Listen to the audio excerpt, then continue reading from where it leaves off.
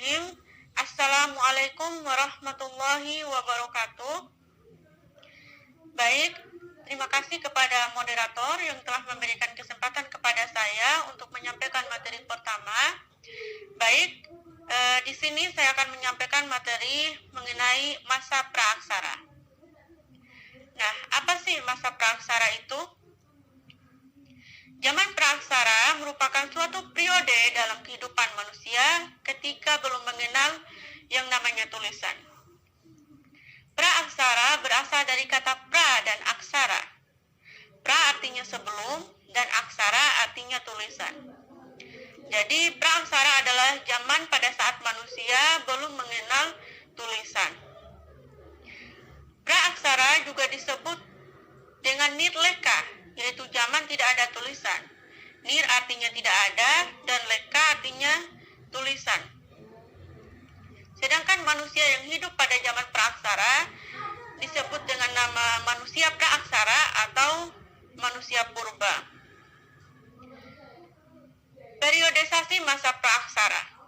Yang pertama, periode geologis adalah studi tentang bumi dan bumi sebagai seluruh kelompok studi, asal, struktur, komposisi, sejarah termasuk perkembangan kehidupannya, dan proses alami yang sudah ada dan yang sedang berlangsung yang membuat keadaan bumi menjadi seperti hari ini.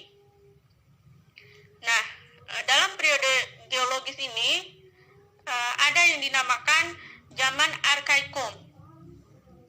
Kemudian ada yang dinamakan zaman Paleozoikum. Kemudian ada yang dinamakan zaman Mesozoikum. Kemudian ada yang dinamakan zaman Neozoikum. Nah, zaman Neozoikum ini terbagi lagi menjadi dua. Ada yang dinamakan zaman Tertier, kemudian ada yang dinamakan zaman Kuartier. Kemudian yang kedua, ada periodisasi berdasarkan arkeologisnya.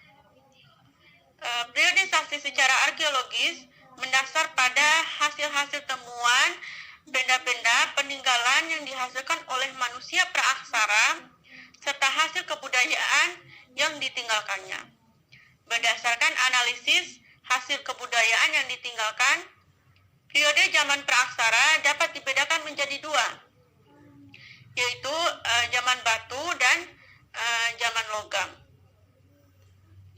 Nah, zaman batu berdasarkan temuan benda-benda yang ditinggalkan pada zaman batu, semua peralatan manusia kebanyakan dibuat dari batu. Menurut perkembangannya, zaman batu dibedakan menjadi 4, yaitu ada yang dinamakan zaman batu tua, kemudian ada yang dinamakan zaman batu tengah, kemudian ada yang dinamakan zaman batu muda, dan yang terakhir ada yang dinamakan zaman batu besar. Kemudian yang kedua yaitu zaman logam. Pada zaman logam, penggunaan peralatan tidak hanya terbuat dari batu, namun mereka sudah memiliki kemampuan untuk membuat peralatan dari logam. Oleh sebab itu, zaman ini disebut zaman logam. Dengan munculnya pembuatan benda-benda dari logam, maka zaman batu mulai berangsur-angsur hilang dan berkembangnya zaman logam. Zaman logam ini juga biasa disebut dengan zaman perundagian. Menurut R.P. Soejono, kata perundagian berasal dari bahasa Bali yaitu undagi, yang artinya seseorang atau sekelompok orang atau segolongan orang yang mempunyai kepandaian atau keterampilan jenis usaha tertentu. Misalnya pembuatan gerabah, perhiasan kayu, sampah, dan batu. Maka zaman perundagian dalam hal ini dapat diartikan sebagai zaman pada saat manusia sudah mulai mempunyai keahlian tentang teknik pembuatan atau pengocoran bahan-bahan dari logam. Bahkan pada perkembangan lebih lanjut, mereka telah mengenal pengecoran logam dan membuat alat-alat dari logam, besi, dan perunggu. Dengan melebur besi atau perunggu dengan api, maka mereka mampu mencetak beberapa campuran besi dan perunggu. Ada beberapa teknologi untuk membuat barang-barang dari logam menurut perkembangan zaman logam dibagi dibagi menjadi 3 zaman, yaitu zaman perunggu, zaman tembaga, dan zaman besi.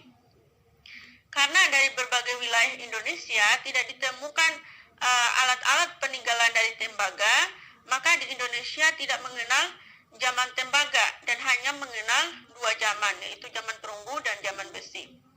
Nah, apa itu zaman perunggu? Disebut dengan zaman perunggu karena pada zaman ini dihasilkan peralatan kehidupan yang dibuat dari perunggu. Kemudian yang kedua, zaman tembaga. Indonesia tidak mengalami zaman tembaga. Hal ini dibuktikan dengan tidak ditemukannya peninggalan-peninggalan benda tembaga purba di Indonesia. Setelah zaman perunggu, bangsa Indonesia langsung memasuki zaman besi. Zaman besi, kebudayaan besi banyak menghasilkan benda yang berupa peralatan hidup dan senjata. Peralatan besi sangat jarang ditemukan. Hal ini karena besi mudah berkarat dan telah hancur ketika ditemukan. Pada zaman ini, orang sudah dapat melebur besi dari bijinya untuk dituang menjadi alat-alat yang diperlukan.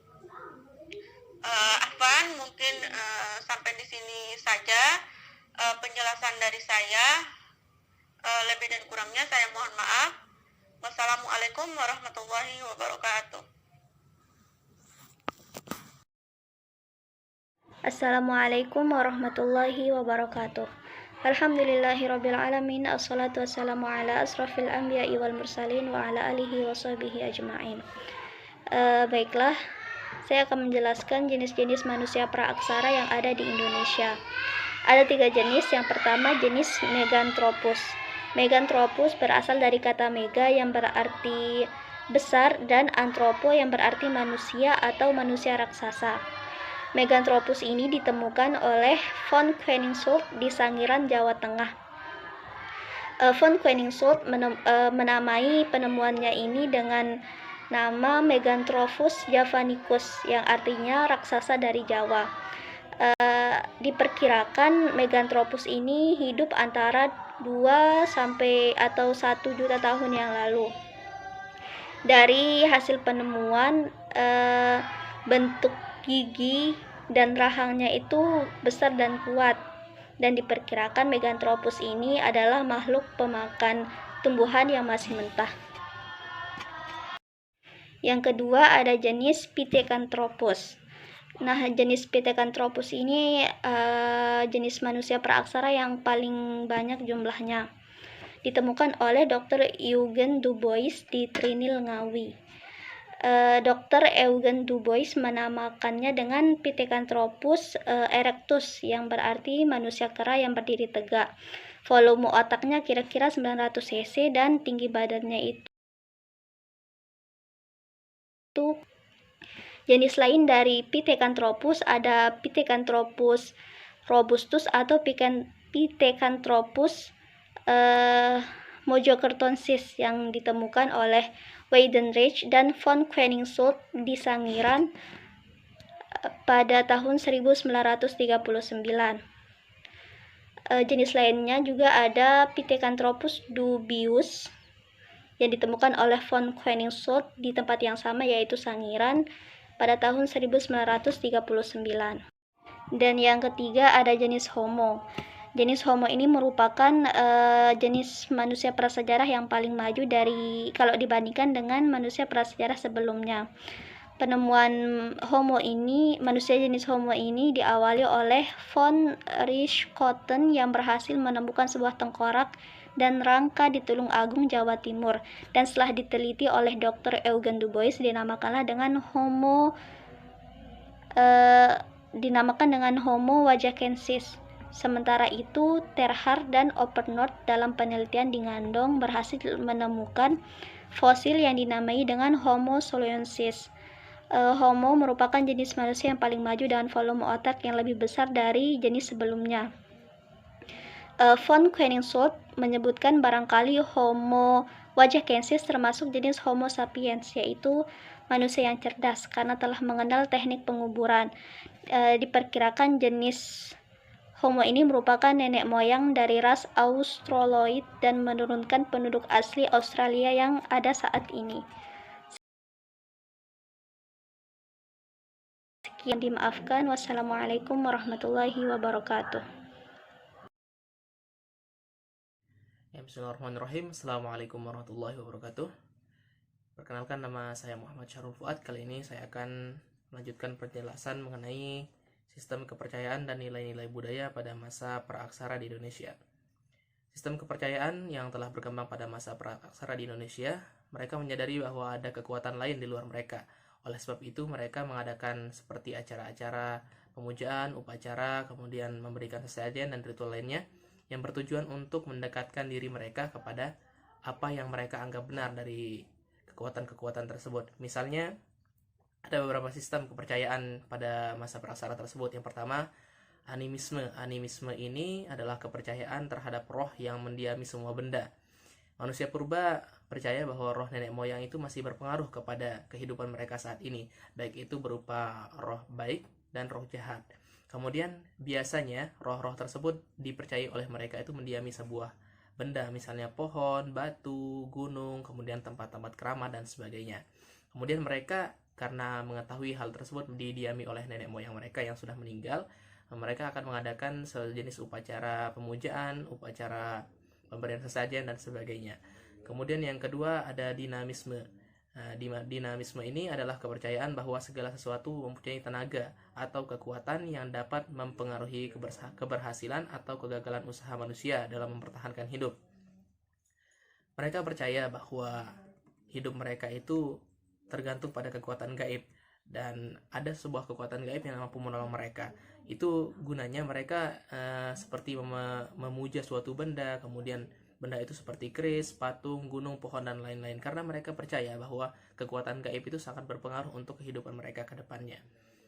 Kemudian ada namanya totemisme. Totemisme ini adalah kepercayaan bahwa hewan tertentu dianggap suci dan dipuja karena memiliki kekuatan supranatural, dan hewan-hewan itu tersebut biasanya seperti sapi, ular, singa, harimau, kambing, dan lain-lainnya. Mereka menganggap hewan-hewan tersebut adalah hewan-hewan yang suci, dan mereka akan memuja-muja hewan tersebut. Bahkan ada yang disembah juga karena kepercayaan mereka terhadap hewan tersebut.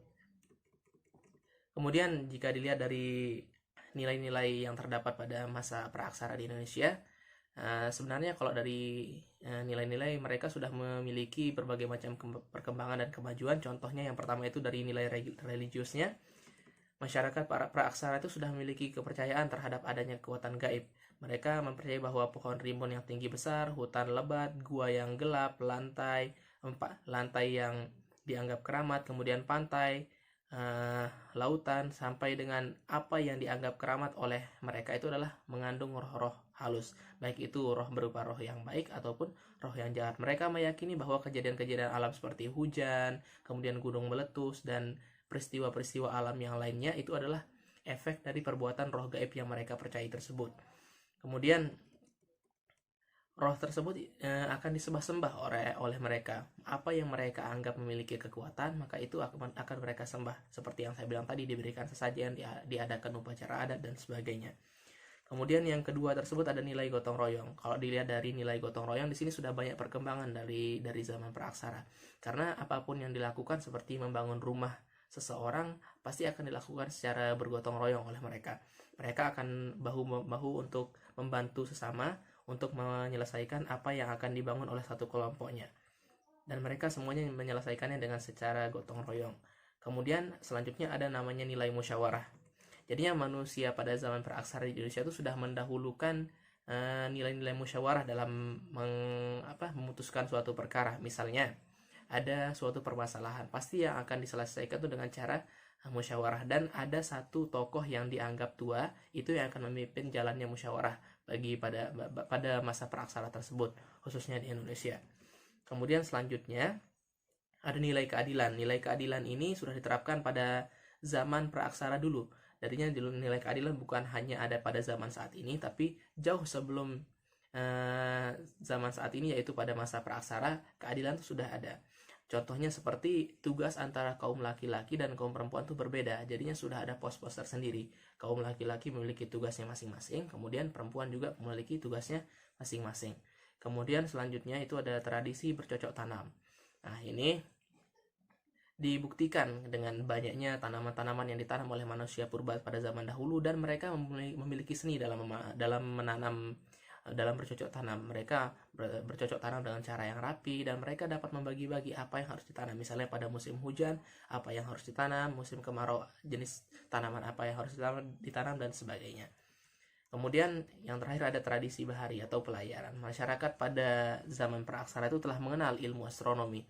Ilmu ini sangat membantu pada saat mereka berlayar di pulau ke pulau yang lainnya dengan memakai perahu yang sangat sederhana. Perahu-perahu tersebut digunakan pada zaman praaksara itu untuk menyeberangi sungai, untuk menyeberangi lautan, yang gunanya untuk mempermudah transportasi pada zaman itu. Jadinya dari segi kemajuan pada zaman praaksara ini sebenarnya sudah banyak contohnya kayak yang saya sebutkan tadi. Dari segi gotong royong, keadilan, kemudian bercocok tanam, dan bahari, itu sudah banyak sekali kemajuan. Nah, dan tradisi-tradisi seperti itu ada beberapa yang masih diterapkan pada zaman saat ini.